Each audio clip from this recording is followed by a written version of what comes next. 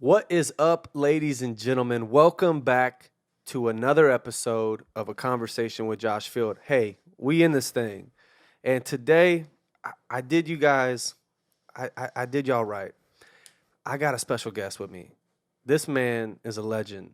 He's what Jaden Smith would call an icon living. He is in the building. This man is hard to reach, y'all. I had to get a manager to contact his manager and just find an open schedule to get him in here. And I can't believe I have him in my apartment. This is actually crazy. I'm honored. I'm humbled to have this human being, this legend amongst us in my apartment. It's an honor. He's a professional fighter, so it's only right to say in this corner, sitting at 220 pounds of pure muscle. All right. 6'8". I'll take it. We have Langston Malik Williams. Yes, sir. How y'all doing? You good? Bro. How you feeling, bro? I'm feeling good. I know the people watching are feeling better because you're here. Okay. Well, You're a legend, bro. no, you're a legend, bro. You know, I've seen a conversation with Josh. I got to read it because I'll be going fast. But a conversation with Josh Fields, man. I've seen it, you know, and I've been nervous. I'm like, oh, man, kind of want to go on. Like, it's kind of cool, but it's nervous-wracking because it's like, oh, it's Josh Field. Nah, bro. It's a conversation with the Josh Field. No, bro. This is a conversation with Langston Williams today. We're here. And it's an honor to have you on, brother. We've been talking about this, honestly, for like a few I was telling, shout out to Christine Varghese. Yeah. I was telling her today, I was like, I've told Langston like 3-4 months ago that I wanted him on the podcast. And that was before it was here. Yeah. And, man, it's an honor to finally have you in here, have you in the building. Honored to be here, bro. I'm excited. Bro, I'm excited to hear Nervous but excited. Yeah, bro, hey, it's good nerves because, you know, your story is impactful. I know your story, and I feel like it's beneficial for everyone to hear a little bit about it. Yeah. But first things first, let's hear a little bit about your day. How'd you get your day kick started today? What's good? Today's Sunday. So I don't know if people know the days you record. I don't know if that's a leak right now, but it depends. It depends on the guest. Oh, okay. It depends on the guest. Well, today's a Sunday, and on my Sundays we go hard. Today we did 5.2 miles today. That's at 6:30 in the morning. We get those in. Then after that I go to the gym. You know, recovery day. It's heavy cardio and heavy recovery. So I go to the jacuzzi. You know. Muscle recovery, you know, after a long week of working out, you know, it gets sore. So yeah, jacuzzi, a hot sauna, and then I get to grub. I get home, I get some. Today I had pancakes, like 3 stacks of pancakes. I went to Cracker Barrel, it's across the street. It was an easy grab. Now usually I get my chicken and waffles. Right. And we talked earlier. And I've never had chicken and waffles. Yeah, sinning. He's a sinful man. Apparently, I thought I knew you better than that. Bro, you got to introduce me to this meal that apparently is the move. Yeah, no, it's the move. Chicken and waffles. Quick pause. In the comment section, if y'all want to, just tell us what you prefer, waffles or pancakes. You know, I'm a waffle guy. I'm pancakes, bro. He's a pancake guy. I'm not mad at it. I'm not mad at waffles, but I have a reason for pancakes. Let me hear it, bro. Pancakes, I feel like can easily be added fruit in the mix. Okay. So like while you're making the batter, you can add some sliced bananas. You can add some macadamia nuts. You can add some blueberries or whatever you like. And then, you know, pancakes are nice, soft. They're fluffy. They're welcoming to the morning. Yeah. Waffles, they got a little bit of an edge. You know, they're crunchy. That's the point. They got, you know, they're a little different. They're a little rough around the edges. You know, I'm not mad at that. I'm actually not mad at that. Is this? I feel like the waffle. I didn't. Excuse me, guys. I didn't calorie check it, so I don't. I feel like waffles are less calories than pancakes. Okay. I feel like it because it's got the empty holes. It's empty holes. Is lighter. You know, 3 pancakes. That's a stack. So I need to hit up the waffle and chicken waffles. Chicken waffle. I go to Jupiter's Pizza and Waffle. It's Jupiter's Pizza and Waffles, but you can get chicken and waffles there. It's in Sugarland. You can go get you that, or you can go to the Goat, the Breakfast Club down in Houston. You can go get that. But yeah, bro, chicken and waffles is my cheat meal. That's what I do. That's the spot. That's the spot. Man, that's live. Yes, sir. So for all of us who do know and who don't know, you're a kickboxer. That's what you do. In the in the process of becoming pro in the next couple of years. Yes, I would sir. say it's Mhm. coming. So let's walk through. Man, I love your story. I Yeah, love yeah, you know yeah. from your senior year what you kind of Yeah, navigated yeah, through. yeah. If you want to unleash that, Yeah, and yeah, yeah. Unleash it. It's like we about to go in a it's about comic to, book, like it's here. it's fire, bro. That story, it really is. It's really unique. It's really Oh yeah, cool. no, for sure. Yeah, I'll take you. I was about 16. I think I was a junior going to be a senior. I started working at this place called 9 Round Kickboxing. Shout out to 9 Round. 9 Round Rosenberg, 9 Round Pecan Grove. I work at 2 locations. Like Legends. it's like my 2 kids. I don't have favorites. Yeah, we yeah, both yeah. here. That's what's up. That's That's what's what's up. up. But yeah. So I have I started working there. I was like 16, going to my junior year, going into my senior year, and my mom's friend, he was just like, "Hey, do you want to work for me at this new place, 9 Round?" And I was like, "Okay, cool. I don't really have experience with this, but like kickboxing, but I'll try it." He said it was $10 an hour, and I was like, "Oh, I was getting paid $7.25 at another job," and I was like, "Shit, $10, 16-year-old? Yeah, I'll I'm take it. rich. I'm rich. Yeah. I'm living it up. Yeah. Call me Champagne Poppy. I'm here. I'm here." So yeah, I was I decided to go do that, and I wasn't really into it. I was just doing it, for a job. So, but I learned. I like to learn a little bit. So I learned different pad work, different workouts. Got better at it, and I was okay. I was doing. I wasn't really a great kickboxer or boxer at the time. I was just play around. Yeah. So I did that for like about a year and a half, and then I ended up I ended up graduating, and my parents were like, they were fortunate enough. Thank you to my mom and dad. Shout out to them. Legends. They're amazing. They brought us up really well. I appreciate them a lot. But yeah, they were like, "You need to go to school." I was like, I guess I'm not at school. If you ask me, if you ask around, I don't like school. I hate it. I absolutely hate school. I'm not a student when it comes to books. Right. I'm not good at that, like stuff like that. But they were like, "You need to go to school." Society, they tell you gotta go to school. Get a job. So I was like, okay. So I went to school, and we were doing I signed up for general studies, which is like Basics. It's basics. It's like you're learning about rocks and science, stuff like that. Stuff that I wasn't interested in. Yeah. I'm just going to school because my parents were fortunate enough to let me go to school, and I was like, okay. Yeah. So I was in there, and it was very depressing because with just that alone, I didn't know what I wanted to do, not just in school but in life. I used to play basketball. Like I was a basketball player, and a lot of athletes out like in the world, like high schoolers, you got professional. There's a very small handful of you going to make it to the NBA. Small few of you going to make it to the NFL. Small few of you going to make it to the Major League MLB. There's only a handful of you that can do it. So what happens when there's a bunch of kids that don't make it? It's like we're lost. Like, what do we do? So I was one of the kids where I just my plan was, okay, I'll play basketball in high school. All right, then I'm gonna go to college, play Kentucky. Yeah. Unrealistic, but I'm like, I'm gonna play to Kentucky. I can do it. Go play with Coach K or Coach Calipari, and then I'm gonna go to the NBA. I'll probably go to the Houston Rockets. I'm just putting it out there. I'll go to the NBA. Yeah. This is what I'm like. Yeah. That didn't happen. So now I'm just like, oh man, what do I do? Mm-hmm. So I go to school and I was depressed. Really, I didn't know my purpose in life. But that was the time for me where I was mostly in the Word of God. I was watching a lot of videos, watching a lot of Stephen Furtick, John Gray at the time, and T.D. Jakes, Joel, and of course. So I was in the Word a lot during that time. So that kind of helped me through it. But during that time, I dropped out, and my parents were like, okay, that's fine. You go drop out. That's cool, but you can't come back home. I'm like, what? Yeah, you can't come back home. But we love you. It wasn't a mean thing. They were just like, hey, we love you, but you got to grow up. Like you gotta, be a man. And I was like, oh, okay, that sucks, but got to figure out. Go pick up the bags and go. And so at that time, my godmama, Mama Chance. Shout out to Mama Chance. She works in A-Leaf district. Yeah. And so she got me a job in the school in A-Leaf, and basically I was like I wasn't a teacher, but I was more like a detention guide or counselor, and for the bad kids. So like little Johnny would throw a chair at a teacher. Like, hey, Mr. Williams, can you come get little Johnny? I'm like, oh, okay, Johnny, real kid Johnny, not a fake name. Actual Johnny was a menace to society.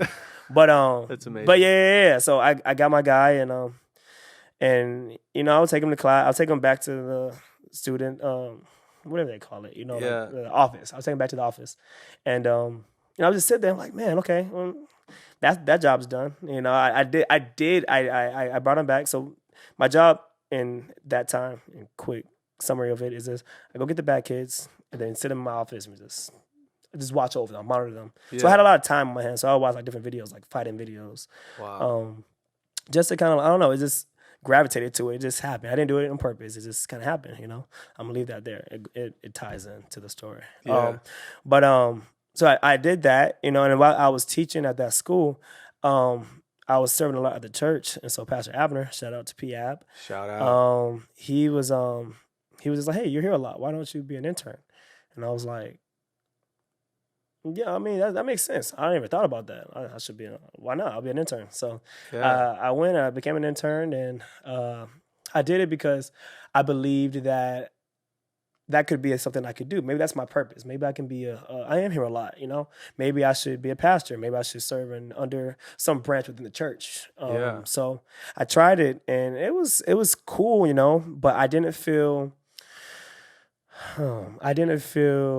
like I belonged there, in the sense of, Lake was their arms are open. Like they treated me like great. I was amazing. But in the sense of individual people there, I feel like everybody had a purpose. Everybody felt, in my opinion, everybody had a reason to be there, and a reason, like, God called them there.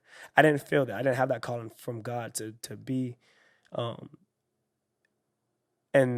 guess, in the industry of church, if that makes sense, and to have my job to be in church, So I was there. I would get filled up every Tuesday. Like every Tuesday night, we'd have intern class, and so it was great. Like I felt I have all this power inside of me, but I didn't have it to put it into anything. Like I had the power, but I couldn't go put it into my job, because it was like I was just doing the job to make money. I wasn't really doing it because I loved it, So I always felt like, man, I have this power, but I have nothing to do with it. So I finished my internship, and it was good, but I didn't do a second year. I was like, okay, that was fun. I did that semester of my life. I want to switch it up. I want to do something different. Yeah. So I went back to the school, and I think I called, backtrack, a summer before I came back to my school. I called up 9 Round again. I said, hey, do you have any job opportunities for me to work? And he was like, oh, not right now, but in the future, if we do, then I'll definitely call you up. Yeah. I was like, oh, for sure. I didn't think no mind of it. Fast forward to after internship, and I'm going back to teaching at the school. They were like, he calls me. He's like, hey, Langston, do you still want to work for us? I was like, yeah, no, for sure, but I'm going to have to get paid. Like, if it makes money, it makes sense. Like, I don't want to just leave this secure place, because this place is paying my rent. Mind you, rent was my whole check. I get paid twice within the month. Yeah, within the month. So my first check will go straight to my to rent. That was my first check. My second check, part of it would have to go straight to my rent as well, because I didn't have enough. And then with my leftover would go to gas, food, groceries. Yeah. Then no joke, maybe I have like $100 left. And I was in a relationship at the time. So that means gone. It was already gone. Movies or whatever, flowers, bears, whatever, right? Yeah. Gone.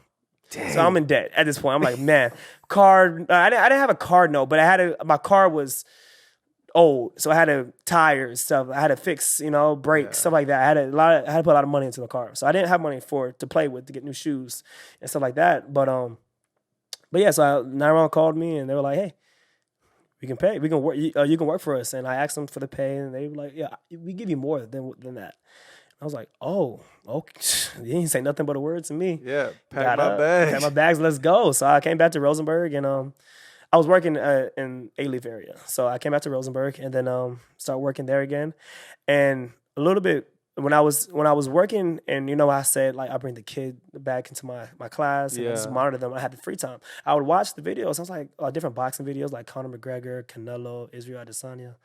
I'm naming big names because the platform you're here. I'm not sure where we at with the We platform. don't- yeah. I could be my backpack bag and like name these other fighters, but mainstream. Yeah. I'll stick with the mainstream fighters, which they're great Legends. But yeah, so I watch these guys and I'm like, man, I think I like that. I want to. It's inspirational. Whenever you watch like simple terms, you watch Rocky, you're like, oh man, the training montage is like, I can do this. I go to the gym, Yeah. lift a little bit more. So I was watching that and I was like real life fighting. I'm like, man, I think I could. I feel like I can do that. So I would I end up getting a bag. Somebody's like just donated a bag to me, like a heavy bag, like a punching bag, and I would take it to my apartment, something like this, and I would have it hung up on a chair, and I would have to bend down and jab cross, hook. And then we have a gym, like I was talking about John Blair. Shout out to Blair. Shout out. He needs to be on the show. We need to get him. He on needs the to be on the podcast. show. We know this. He's a legend. Blair will be here. We'll make it happen. But yeah, so we lived. The apartment we was in. Across the way was a gym. So we had the apartment, and then we had to go down the stairs. They go up the stairs to go to the gym. So I would carry my heavy bag all the way downstairs, all the way back upstairs to the gym, work out, run, whatever. Pick my bag up, go all the way back downstairs, go back to my room. And wow. Early. It's like 6, 5 in the morning. Getting it in, just grinding, just trying to, and not in an intent to fight, just to work out. I just felt motivated, And then I ended up getting to 9 round, around an environment where I was able to live, sleep, breathe like kickboxing. I get to train people, and at the end of my shift, I can work out, have all the heavy bags, have all the weights, Yeah. I was really in my element, and I felt really good. And as I was working there, I was like, man, I'm training 24/7. Like, why not I just really try this out? Like, why don't I really just try this? So I went to look for a gym, and then I found my gym right down the street from me, Unity Martial Arts. Unity Martial Arts. That's my family right there. Shout out to you guys. Shout out. Yeah, I came to the gym. It was the day before my birthday, actually. It was December 7th. And I came in, I believe I was 19. And I came in and I was just watching the guys roll around and throwing some hands. And I met my coach, Coach Tony, there. Shout out to my coach.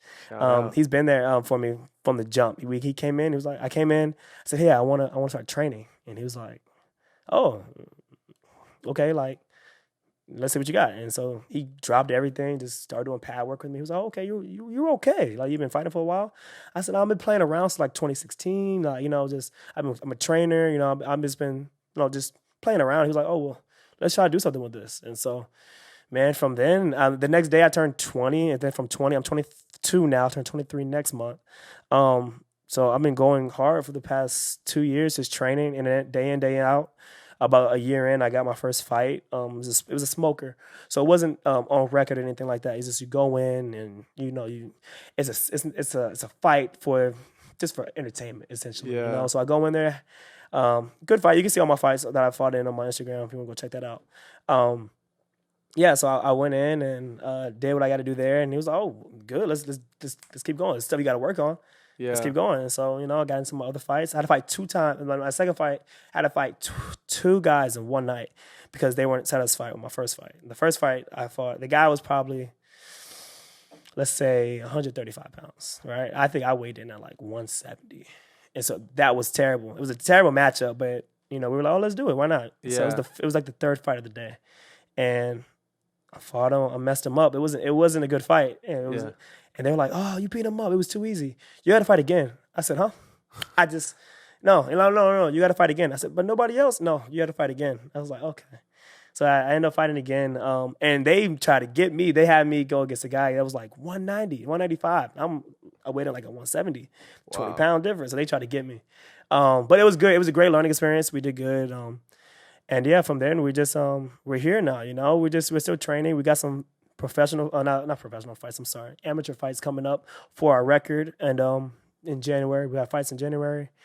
That will be in Houston. So, bro, I'd love to be there. It's gonna be like in Texas City, so it'll be like an hour away. Bro, I'll pull up. So I'm excited for that. So we're here, bro. We got that coming up. We got something in Florida, and we're gonna start our career, and we're just trying to go from there, bro. So we're here. I ended up I bring up the power thing like from church. Everybody felt empowered to do something. Yeah. And I didn't have that. I felt all the spiritual inside of me, power to do something, but I didn't have that love to do something with the power, right? Yeah. Now I have the spiritual aspect of it in me, I feel the power to do something, and I have that something. Like I can fight, I can train other people, and so that's how I made it here, bro. I love that. Man, Yeah. that's powerful. I feel like the way God ordained and opened the doors in your life so strategically, Yeah. it just shows that his hands on your life. And like, I love what you said. And you kind of referenced it to college. You were like, this semester of my life. And I've heard you say before, like, you feel like people go through school and they're trying to, I think you even said it here. Yeah. People try to navigate where they want to go. Like they'll drop this major and drop this minor. But you did that in life. Yeah. And I feel like that could be some people's calling, like Yeah. maybe that's what works for them. So, man, I think that's so cool how strategically you were like in high school, working for a gym, worked for a school, take an internship. And you're like, the whole time, I love how you were vulnerable enough to say, I was depressed. I couldn't find my calling. Like, what am I doing? And then you do the internship, and then you get the job where you are now. Yeah, exactly. And, man, that's just powerful to show how, like, God's kind of navigated you and given you resources to get you where you are today. Yeah. And now I see you flourishing, living your best life. And Yes, sir. God's hand's definitely on that, man. I think that speaks to, like, not being afraid of the moment. Yeah. Like not needing to be perfect right now, have all the answers right now. It's like, nah, like I know God's hands on my life, and as long as he's navigating me, that's all I need to know. Yeah, bro. I mean, I would like to shed light to that. That was good because we know, like I said before, like we pressure a lot of not even just kids, but in society, we say, hey, you got to go to school. You got to go to school, which I'm not against it.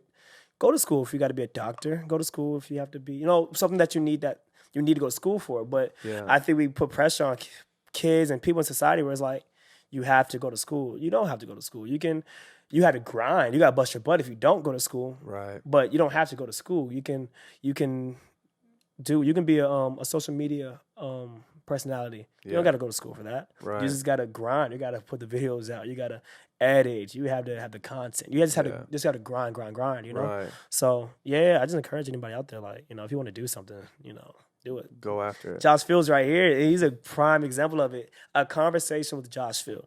Mm-hmm. Bro, you doing it. Like, you're here. Yeah. You got your gear. You put your mind to it. You had a little seed. You were like, hey, I want to do this. You didn't shy away from it. You were like, no, this is something I want to do. You ain't got to go to school for that. Right. You didn't have to go, and not, like I said, I'm saying like I hate school. I hate school personally for me. Yeah. But don't feel like you have to go to school. You can have an idea of a podcast. Mm-hmm. You do this. Yeah. You're a legend. You're doing it. You're doing it. You say, no, let me get this. Let me get the art. Yeah. Let me get the microphone. Let me get the lights. Started from the closet. Yeah. And look, we're out here. Yeah. And then shoot, where else we going? Yeah. Take me with you. Wherever you're going, I want to go. Coming back. Hey, bro. let's go. Yeah, we're here. Man, that's powerful. And I was telling you earlier, I just watched the movie King Richard. Yeah. Bro, with Serena Williams and Venus Williams' father, and exactly what you're saying. Like, he wrote out a plan for their lives. Yeah. Each of them. And it's based off a true story. And at the end, it says almost everything this man wrote down came true. And these girls, like he created, he would tell people who he's like, this is a home of champions. Yeah. I'm in the champion making business. Yes, sir. And he did that in the hood of Compton. Mm-hmm. And it was because he wrote the vision down, made it clear, and he went after it and didn't take no for an answer. And for the podcast, like, it was an idea, and I slowly just started stepping towards it. And then once you start seeing things fall into place, you're like, all right, like, if God's opening these doors, I can go through them. Yeah. And you keep going through them. And if God's hand's on it, man, nothing can stop you if you're close to him. And I feel like that's where you're at with your boxing calling, man. Yeah. You're fighting mixed martial arts. Like, God's hand is on that, and it's evident. No, I appreciate it, bro. Yeah. I would say that with the King Richard. Oh, yeah. Man, it's crazy, right? It's crazy. That's crazy. I want to, like, because he put that in the book. He's like, hey, I want to do this. I want to, and then it happened, right? Yeah. I was watching it was a podcast, I believe, or an interview with Drake, And shout out to Drake, Champagne Poppy, we're here. We here. Certified Lover Boy. Certified Lover Boy, go get it now, CLB. Langston's got the heart in his hair, but we're not going to show you right We're now. not going to show it. I'm trying to stay humble. I'm part of OVO. Yeah. We're here. Drake, come sign me if you want me to. Don't make me rap, though, because I cannot do it. But yeah, so he was saying on this video, on this interview, he was like, you've seen his house, the embassy. It's a mansion. Yeah. It's called the embassy. That's his house is named the embassy? It's called the embassy. If you go to his mansion, you see it on like, you have live. your 7511 Summer Shore Drive. That's my address. That's the first thing I thought about. But the number, right? The 7511. Yeah. His says the embassy. It says like 7511 the embassy. That's when you know crazy, you made right? it, yeah. You know you made it. But he had the big old house, this big house, and he was like, he was referencing a story. He was saying, like back in the day, I used to like my girls, like different girls, like will drive around, and I would drive by this house that I'm living in now, and I would be like, hey, I'm gonna live there one day, and they're like, oh, okay, that's cool. And he was like, wow, I'm sure I'm butchering the story. Yeah. But he was This is before he was anybody. before he was Drake. This is before he was Champagne Poppy. He was Aubrey Graham. Yeah, it was Aubrey Graham. From Degrassi. Not even from Degrassi. Probably not from Degrassi. It was just Aubrey Graham. He was just chilling and while listening to like Ludacris. I'm sure I'm butchering it, but it was like he was in the car with a girl and was like, hey, this is gonna be my house one day. He was like, oh, okay. And turned up that Ludacris. And they were like, oh, yeah, I'm gonna be a rapper too. Like, I'm gonna be like, it was like, oh, okay. Yeah, Ludacris. Wow. And it was bubbling him out. And he was like, oh, okay. Now I gotta show you. Like, And for me, and this in my mind is like, I go in Rosenberg, this is a street, Williams Way. You know?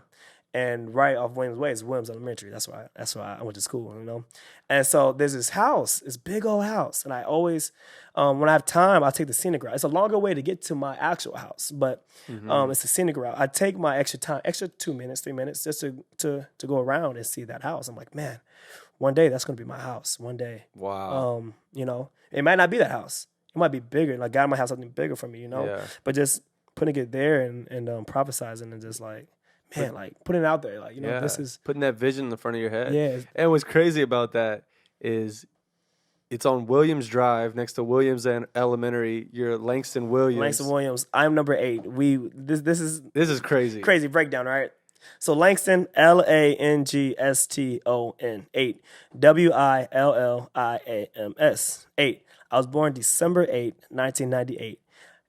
I'm number 8. That is new beginnings. We're here. Bro, that's crazy because I don't know if you know this, but David, he was the 8th son in his family, and he became king. That's crazy. And isn't your middle name Malik? Oh, that's actually crazy. No, it keeps getting crazy. No, that's crazy. No, you didn't say that. You didn't say that. No, you didn't say that before. What is that? That means king. It means right? king. Malik means king. We didn't say that before, bro. No, that's crazy. That's crazy. We didn't. No. That's crazy. That's when you know it's like God's confirmation. That's crazy. So David was crazy. the 8th son who became king from the shepherd's field, bro. Yeah. Made it to he becomes king. Yeah. And Langston Williams, both 8 letters. You were born December 8, 1998. Bro, you were number 8. Bro. You are King David. King David. That's crazy. Key. That's actually crazy. That's crazy. I love that habit. And your middle name, which isn't 8 letters, is King. It's King. No, that's crazy. That's crazy. Hey, you're a legend. You're the legend, bro. No. That's crazy. There it is. Man. Wow. Yeah. So, all right. That was the nitty gritty. I want to hear, I got some questions for you, some hot questions. You still have some time for me? That's what I got some time. I got some time. Everybody's for you, good. We good. Nobody's here in the studio. Yeah, nobody. Nobody's good back here. there. You're We're good. Okay. Producer, creative manager. We're good. Yeah. Audio guy. Thanks, we're bro. good. Thank you. I'm Appreciate you, man. Thanks for pulling up. Hey, can I get a water? No, later. Later. Good. Hey, Josh has a team back here. Yeah. Hey, we're here. Thanks, guys. You guys are amazing. Appreciate y'all. Thanks for keeping quiet. Thanks for keeping quiet. So, question. Let's get it. Because you and I, we grew up in the same era. I feel like we were both kind of grew up, similar lifestyles a little bit. Yeah. Both into hip hop. Yeah.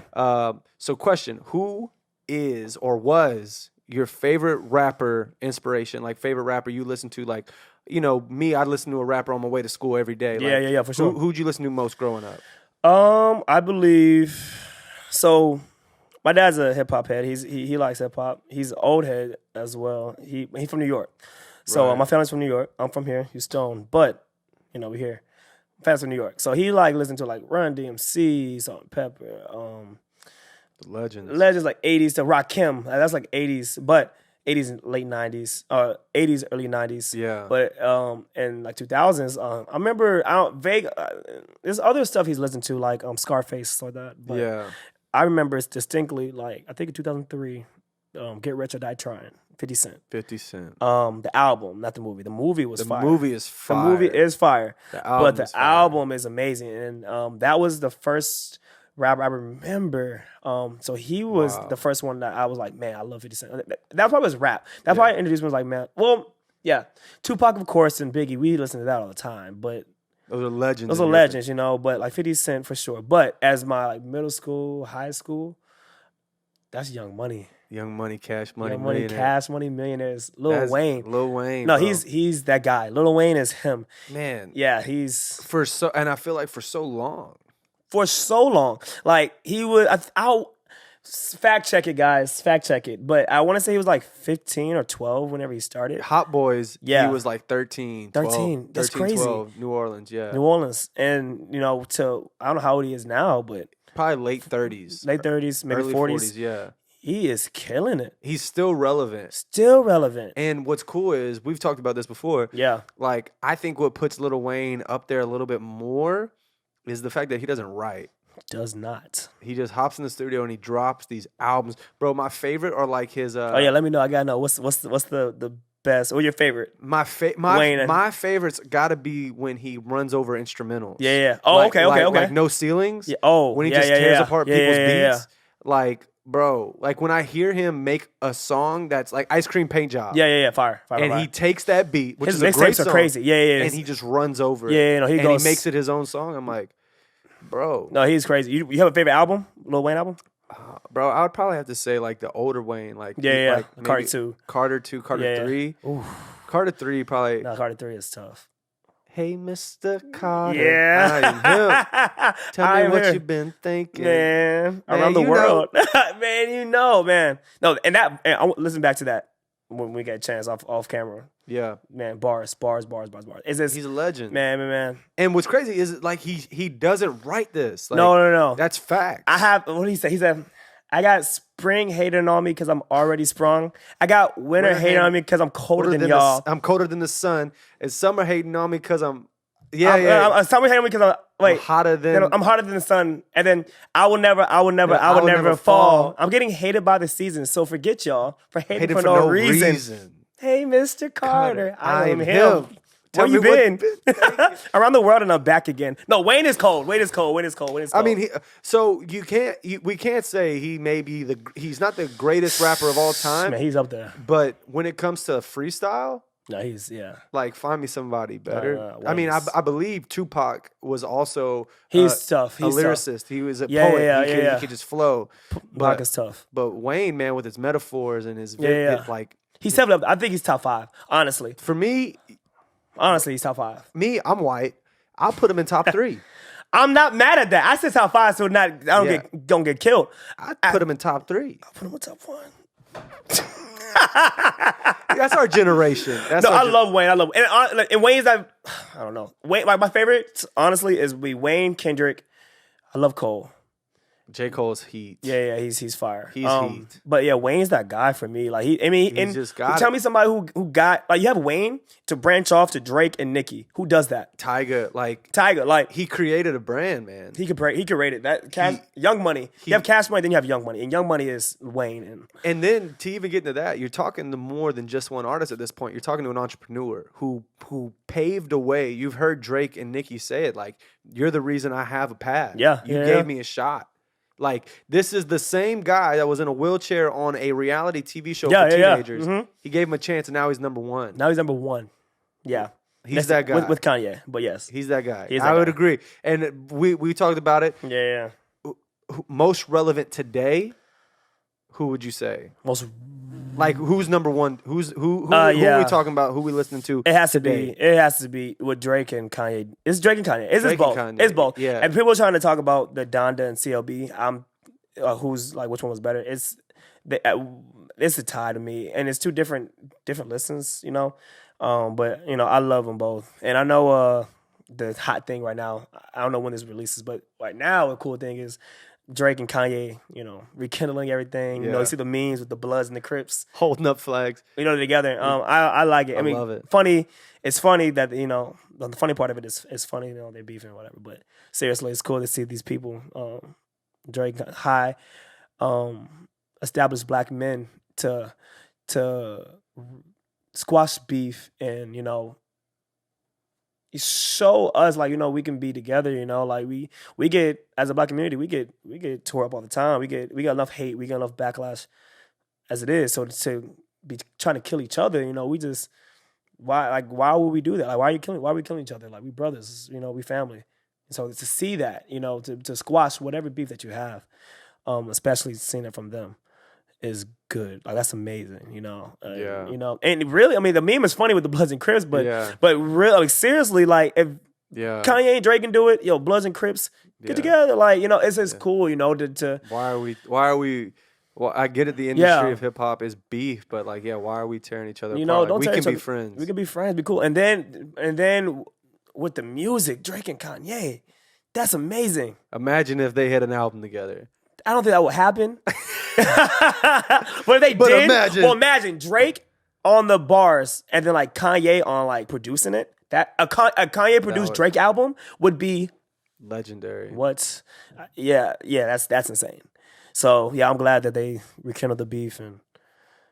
Is that the right way to say it? Rekindle? Yeah. Or rehash? Hash it up. Hash it up. Yeah, rekindle would be bringing it back. Yeah, we don't want the beef. We don't want the grill it, need it. I saw a meme. We're in Thanksgiving time, and it was they asked, families sometimes dinners, Thanksgiving, like, oh man, I don't know what's gonna happen. It might be awkward. I saw a meme. It was like, what do you I say Langston. Hey Langston, what do you bring for Thanksgiving dinner? And he wrapped it up with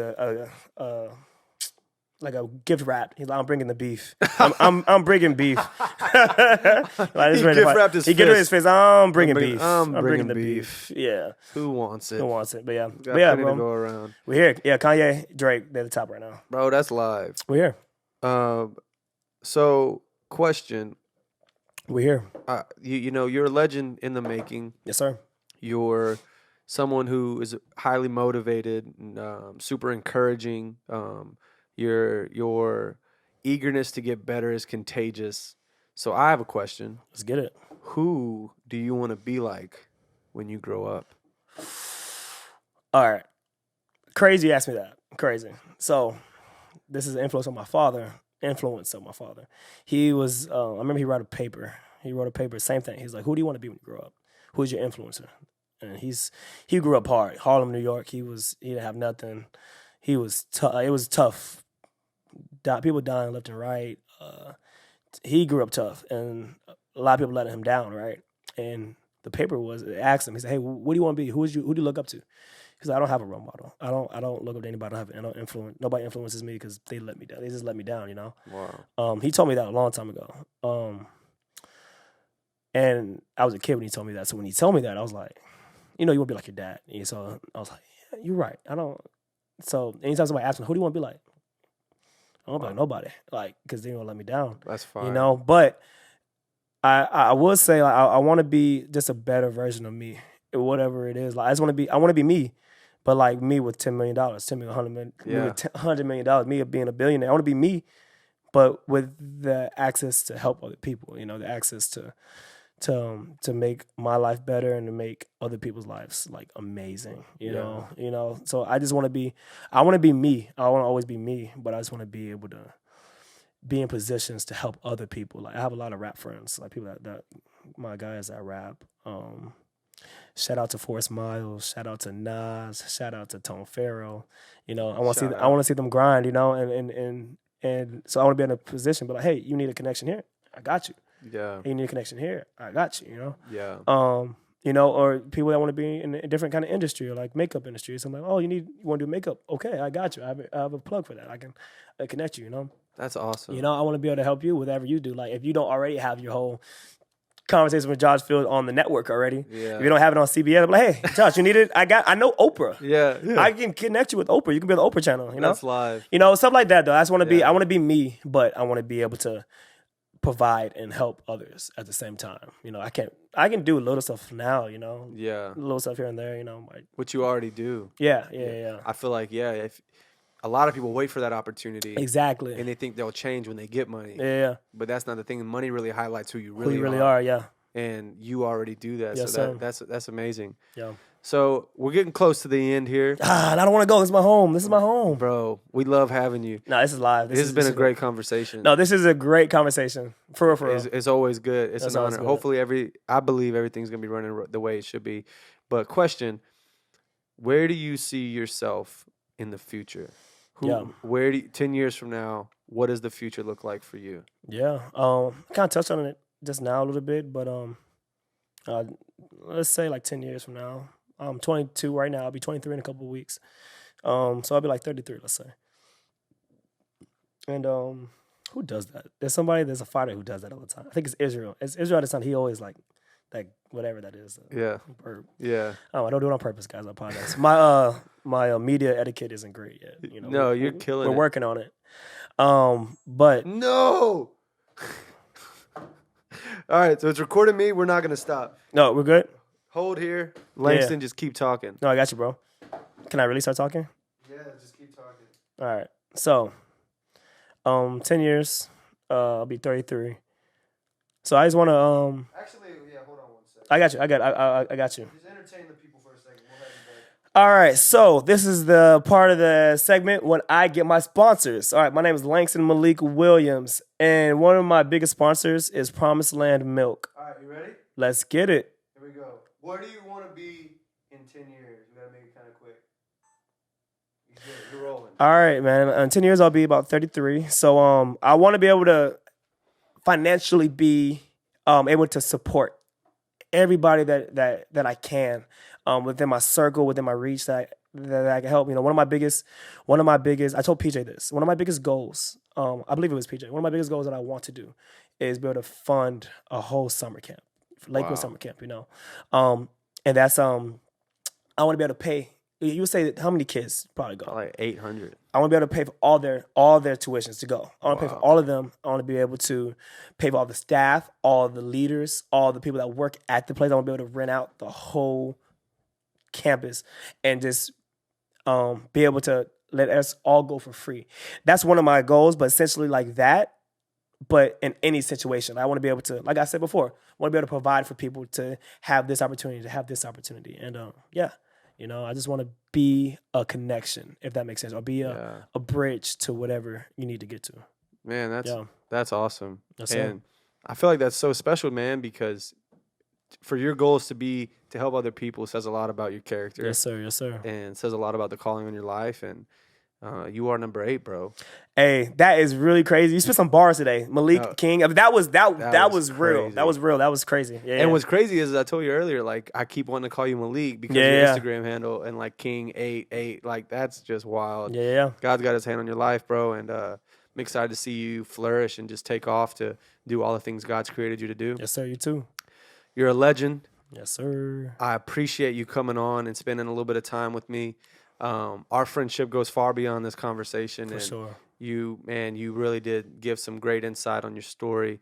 I wish we could go another hour. I know. Part 2 coming soon. Just let us know. Let us know in the comments if you want to see Mr. Langston Malik Williams come through again. Legend. Hey, make sure to follow this guy. What's your Instagram handle? At Langston_Malik. I think on all platforms. If you want to find me anywhere, it's Langston Malik Williams. But Langston_Malik. He's a legend. Make sure to follow him now. He's on the come up. He's on his way to be a pro fighter, so you'll see his name soon on TV. But bro, we appreciate you coming on. Bro, you're a legend. It's been a great episode. I'll spill the beans now. This is the 3rd time we recorded this episode. Hey, I like it though. This one was good. Let's rephrase it. They were good. Number 1 was good. One was the one. Like, that one was the one. Number 2 was we needed to start over. Josh, tell them why. What happened? Number 2? No, number 1. Oh, man. So we recorded the whole episode. I literally stood up from my chair and said, Langston, that was the best podcast I ever recorded. Came over to the audio on my computer. I'm trying to hit save. I should have waited. I should have been patient and had a conversation with you. Instead, I rushed it. Instead of hitting Command S to save, I just hit S. It's soloed a channel, and I was like, oh, that's the wrong function. Command Z is undo. I completely erased all of the audio. We won't do that again. That'll never happen again. Never in the name again. of Jesus. Amen. But with all that to say, the second time we recorded, I think the camera died. camera died like it just did. But this is the third one. We started it back up. We're still recording. We got a knockout. This is the best one. Hopefully you're encouraged. Hey, thank you all YouTubers, Spotifyers, podcasters. Thank you for hopping on. Hey, like, comment, and share. Yes, sir. Subscribe. It really helps the channel. Let someone hear this that you think needs to hear it. Why don't you share it to them? Let us know in the comments what you love about Langston. Is it his beautiful muscles? Is it his great tattoos? Is it the sunglasses? What do you love about this man? He's an icon living. And we appreciate you guys so much for being a part of this episode. We will see you soon on A Conversation with Josh Field. Yeah. We out. We out here. Peace. That was good. Make sure it's good. It was good. Hey, let's not do anything yet. We good? All right.